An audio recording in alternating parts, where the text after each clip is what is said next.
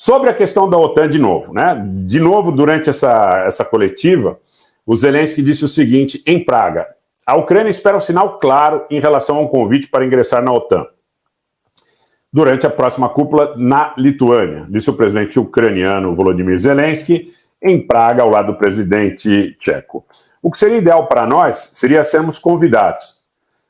Que tipo de redação é necessária para um convite? Só precisamos de um convite. Entendemos que pode haver dificuldades com isso ou aquilo, mas precisamos obter o apoio conjunto de todos os parceiros da aliança para ingressar o mais rápido possível.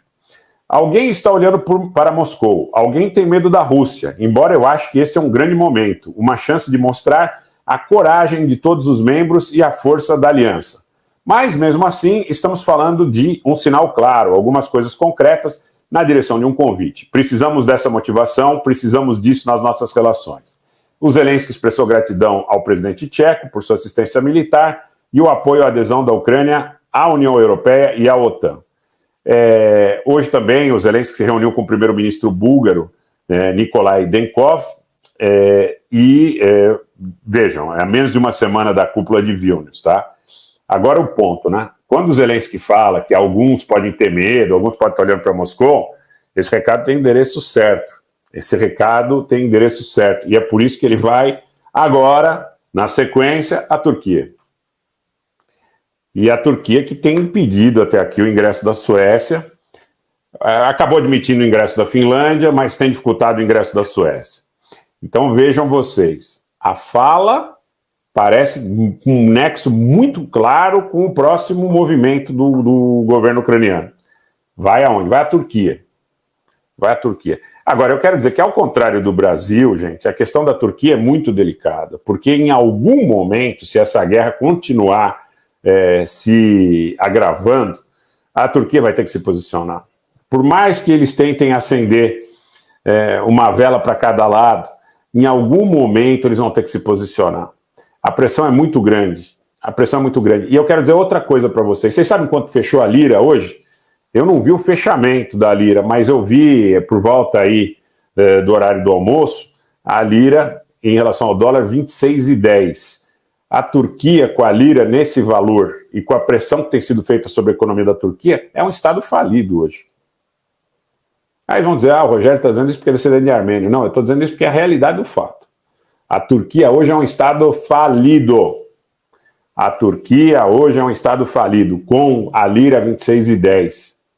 Né? A pressão que existe, o desemprego que existe na Turquia é muito complicado. Vocês sabem, eu vou contar uma coisa para vocês que muito pouca gente pode ter falado. Há muita falta de senso crítico e muita infantilidade na análise da guerra. Vocês sabem qual que é a dificuldade da Turquia em relação a abandonar seus parceiros na OTAN?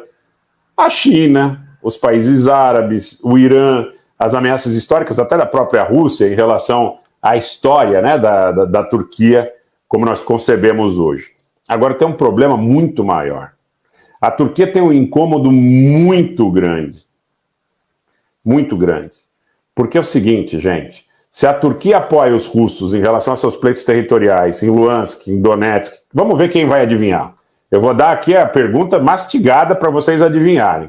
Se a Turquia apoia a Rússia na sua agenda do Donbas, Luhansk, Donetsk, da questão da autodeterminação que não tem hierarquia com a integridade territorial, Kherson, Zaporídia, apesar que eu acho que esses dois oblasts são menos, vamos dizer, são mais difíceis para uma negociação, tá? Vamos esquecer um pouco a Crimeia, vamos ficar no Donbas, tá? Porque você tinha ali o grupo de Minsk e tal, e negociações. Por que para a Turquia é impossível esse apoio? Vamos ver quem vai adivinhar. Eu já dei praticamente aqui, exatamente, Rodrigo. Ó, aqui nosso público é VaptVupt. Perfeitamente, Rodrigo. Os curdos. Porque muito pouca gente pensa nisso. Se a Turquia diz, tá bom, então o Donbas, né, se é uma população filorrussa, então você pode apropriar essa questão da autodeterminação em prejuízo da integridade territorial. Aí você vem com a questão dos curdos, né? Muita gente acertando aí ao mesmo tempo. Então, é um ponto que para a Turquia é muito desconfortável. Há a possibilidade de que os turcos em algum momento apoiem o governo ucraniano em razão dessa dinâmica. Em razão da dinâmica da possibilidade de que a abertura de uma autonomia para o Donbas possa suscitar essa questão da autonomia também para as populações curdas na Turquia, que são muito, muito maiores do que a mídia mainstream conta para vocês. Se vocês já tiveram, alguém de vocês, o Ratik, eu tenho certeza que sim, mas se alguém de vocês já teve a oportunidade de ir à Turquia, eu não estou falando sobre as grandes cidades, sobre Istambul, sobre aqueles grandes centros metropolitanos, mas do meio para o leste, a Turquia é curda. Né? Do meio para o leste, a Turquia é curda. Então, esse é um ponto fundamental nessa discussão. Eu sempre falei para vocês da questão da China, que a China também tem um certo desconforto com essa situação, e não é necessariamente pela questão de Hong Kong, Macau ou do Tibete, coisas que são relativamente superadas, mas são as populações turquificadas, né, ou filo-turcas ali da região de Xinjiang. Tá? Isso é muito complicado para a China, isso é muito complicado para a Turquia. Tá? E é diferente, é muito diferente da posição da República de Artsakh, porque há confusão muito grande que o governo do Azerbaijão suscita com uma rede de propaganda e desinformação, dizendo que a República de Artsakh era parte do Azerbaijão.